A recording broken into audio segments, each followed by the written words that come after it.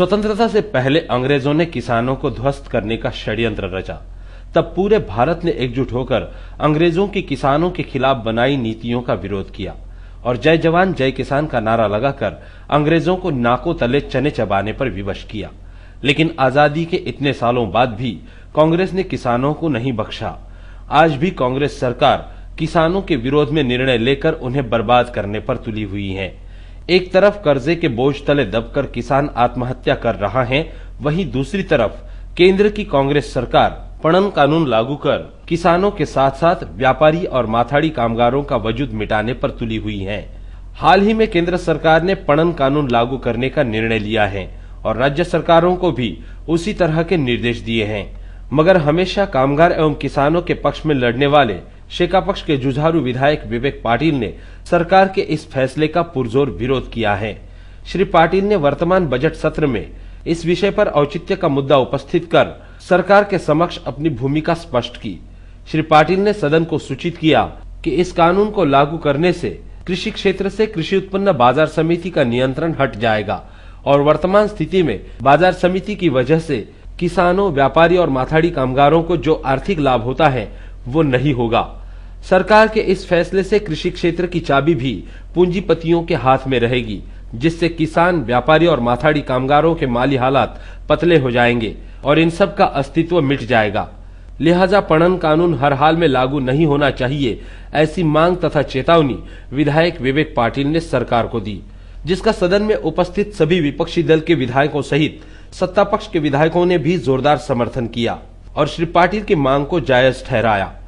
मामले की गंभीरता को देखते हुए विधानसभा अध्यक्ष दिलीप वलसे पाटिल ने इस मसले पर तुरंत बैठक बुलाने का और चर्चा करने के निर्देश मुख्यमंत्री पृथ्वीराज चौहान को दिए हैं। विधायक विवेक पाटिल की इस पहल से केवल किसान ही नहीं बल्कि व्यापारी और माथाड़ी कामगारों को भी न्याय मिलने के आसार नजर आ रहे हैं। इस दौरान माथाड़ी कामगार नेता नरेंद्र पाटिल, एपीएमसी खालापुर के अध्यक्ष अनंतराव देशमुख, पनवेल एपीएमसी के अध्यक्ष राजेंद्र पाटिल आदि ने विधायक विवेक पाटिल का शुक्रिया अदा किया है।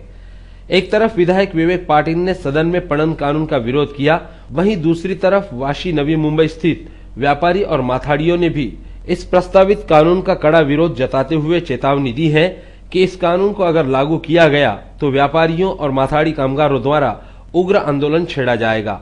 इस अवसर पर पनवेल एपीएमसी के सभापति राजेंद्र पाटिल भी उपस्थित थे, जिन्होंने व्यापारी एवं माथाड़ी कामगारों को भरोसा दिलाया कि शेतकरी कामगार पक्ष उनके साथ हमेशा रहेगा और पणन कानून के विरोध में जो आंदोलन होगा उसमें शेका पक्ष की भूमिका अहम होगी। शासनाने घेतलेल्या या काँग्रेसची नालायक सरकारने घेतलेल्या निर्णयाचा सुरुवातीला जाहीर निषेध करतो। आम्ही शेतकरी कामगार पक्षाचे कार्यकर्ते असल्यामुळे आंदोलन करणं, संघर्ष करणं अण्णासाहेबांचं जन्मच पुणे संघटनेतून झालेलं आहे। ज्या वेळी तुम्ही आंदोलन कराल त्या इतर रायगड जिल्ह्यातील शेतकरी कामगार पक्षाची संपूर्ण ताकद तुमच्याकडे उभी करू असं जाहीर आश्वासन आम्ही तुम्हाला देतो। आमच्या मित्रांनी सांगितलं पाहिजे की महाराष्ट्र बंद करू।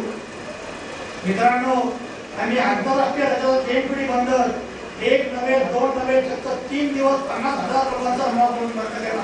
त्याची ताकद या लाल बंगाच्यामध्ये आहे आणि संपूर्ण ताकद लाल बंगाची तुमच्या सोबत आदरणीय आमदार जयंतभाई पाटील आणि रेवंत पाटील सोबत आम्ही उभी करू असं जाहीर आश्वासन तुम्हाला देतो।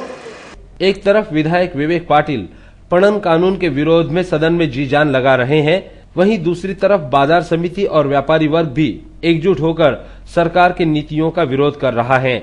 ऐसे में देखना होगा कि केंद्र सरकार बाजार समिति और व्यापारियों के लिए कौन सी नीतियां स्वीकार करती हैं।